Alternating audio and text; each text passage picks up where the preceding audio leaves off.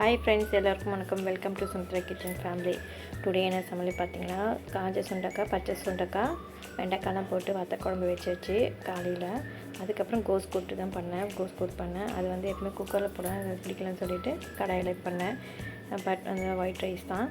இன்றைக்கி வந்து ரொம்ப நாள் ஆச்சு நான் வீடியோ போட்டு. ஸோ அதனால் இன்றைக்கி எப்போயாவது வீடியோ போகணுன்னு சொல்லிட்டு இன்றைக்கி எடுத்த வீடியோ மட்டும் போட்டுட்டு மற்றதெல்லாம் அப்படியே இது எடிட் பண்ணி வச்சுருக்கேன். வாய்ஸ் மட்டும் கொடுக்கணும், ஸோ லேட் ஆகும்.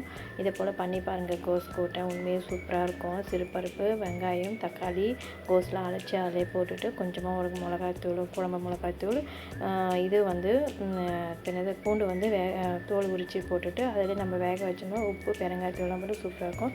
காலை வந்து எம்டி ஸ்டொமக்கில் வந்து தேங்காய் பால், இதை வந்து மாதத்தில் 2-3 முறை எப்படியாவது எடுத்துப்பேன். அது கூட நாட்டு சக்கரை போட்டு குடிச்சோன்னா சூப்பராக இருக்கும். நம்மளுக்கு இது குட் ஃபேட், ரொம்ப நல்லது. ஹெல்த்துக்கு, ஹேருக்கு, எல்லாத்தையும் ஸ்கின்னுக்குமே நல்லது. இது மாதிரி சும்மா அதாவது நீங்கள் பிரேக்ஃபாஸ்ட்டு பதிலும் எடுத்துக்கலாம், இல்லைன்னா கொஞ்சமாக கூட எடுத்துக்கலாம்.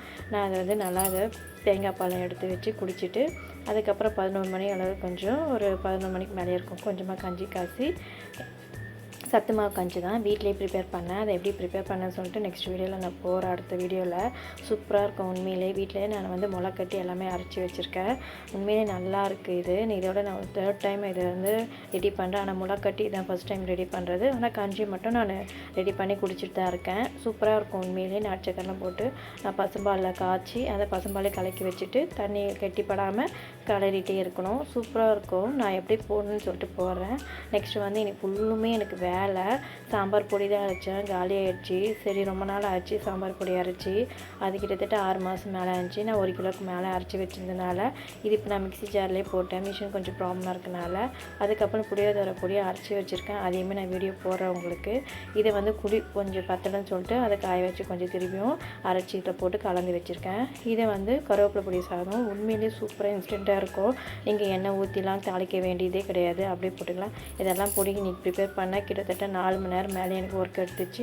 இதெல்லாம் வந்து ட்ரை ரோஸ்ட் பண்ணி நம்ம இது நட்ஸ் எல்லாம் இருக்குது பார்த்தீங்களா, அது. அப்புறம் பார்த்திங்கன்னா நைட்டு சாமான் தேய்ச்சிட்டு குளிச்சுட்டு இப்போ பார்த்திங்கன்னா நைட் தூங்கும்போது இவ்வளோ சாமான் கிடக்கு. Good bye, thank you. சேனல் பிடிச்சிருந்தா சப்ஸ்கிரைப் பண்ணிவிட்டு கிளியர் பெல் பண்ண ஆள் கொடுத்துங்க. ஃப்ரெண்ட்ஸ் அண்ட் ஃபேமிலிக்கு ஷேர் பண்ணேன். நெக்ஸ்ட் வீடியோவில் பார்க்கலாம். தேங்க்ஸ் ஃபார் வாட்சிங் ஃப்ரெண்ட்ஸ்.